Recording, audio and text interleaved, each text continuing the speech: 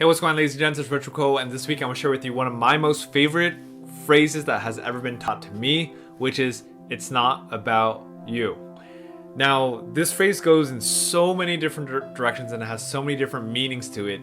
I think the main one I want to share with you and focus on today is the idea that it's not about you, in the way that if someone ever puts you down, if someone ever bullies you, says negative things to you, says something that really hurts you inside, or abuses you physically, mentally, sexually, verbally, in any way, anything that puts you down or makes you feel like you're put down, I want to let you know that it's not about you, meaning that it's not intended to hurt you on purpose. If you get put down, don't take it personally. Don't take it personally, because someone beating you down is only a reflection of them taking out their frustration, or they're trying to be bigger than you, or they're trying to just do whatever is best to them that they think is right, given what they were taught when they grew up in the environment they were around.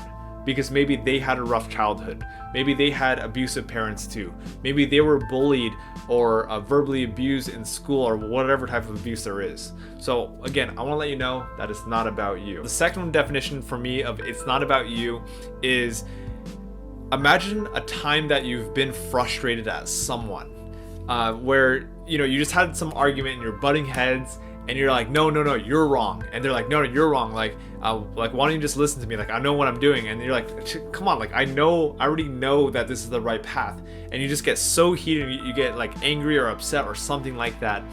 And I want to remind you that it's not about you. What this means is, let go of your need to be right. Just let it go for a second. Yes, you might be right, but just let it go. Let it go. Because here's the thing.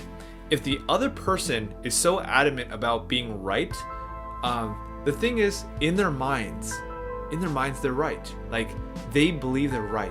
So what I actually want you to do is, I want you to take a step aside and just, I know it can be difficult if you know you're right, but just take a step aside and listen to the other person. Try to empathize, try to understand, why do they think the way they do?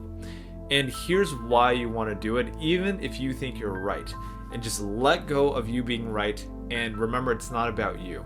So what this does is, when you empathize, when you take the time to understand the other person, what happens is, instead of butting heads and trying to be you be right and this person be wrong, like under you start to work together and say, hey, I might not agree with you, but let's talk about this. Why do you think that this is the right solution?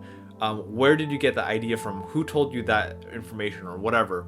And then that way, when you're open to hearing what they think, they're going to be open to what you're saying as well. Hopefully, not always.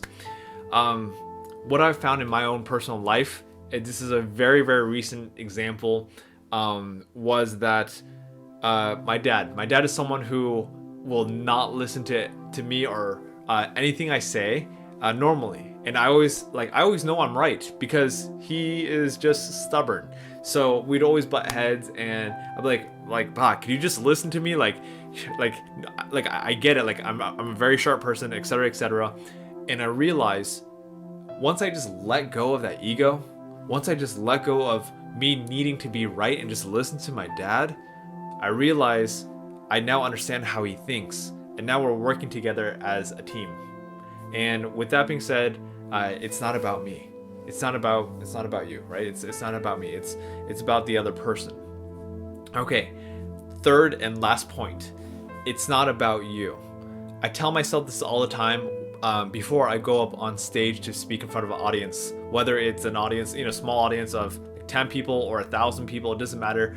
I always try to remind myself, it's not about me. I'm not going on stage to look good or for people to pat myself on the back. I'm not making YouTube videos to look good or get subscribers, even though that's fun sometimes. I should stop saying that, because it's not about me. My point being is, look, I got an ego still. Like, I'm not perfect, but I always constantly remind myself it's not about me, because it's not about the numbers.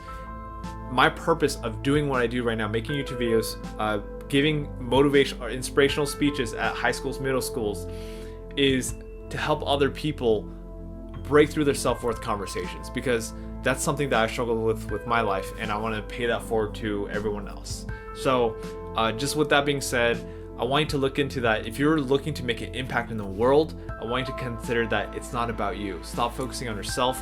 Don't worry about your insecurities or like being afraid to be up on stage. That's actually one thing that kind of cures my stage fright when I go up on stages. When I just let go, stop focusing on myself, stop focusing on me messing up, then I'm able to be present and focus on what am I here to do? What am I here to be focused on and serve and make an impact in other people's lives genuinely? All right. Thank you so much for watching me this week. I love you all, and stay tuned. If you like this video, if it's helpful, please share it, subscribe, and I'll see you next week. All right. Take care. Peace. What's going on, ladies and gents? It's Rich Quo, and this week I want to talk about why bullies bully. I think bullies bully because they want to feel significant. They want to feel accepted by other people. They want to be cool and fit in. And if bullies bully when no one else is around, they bully because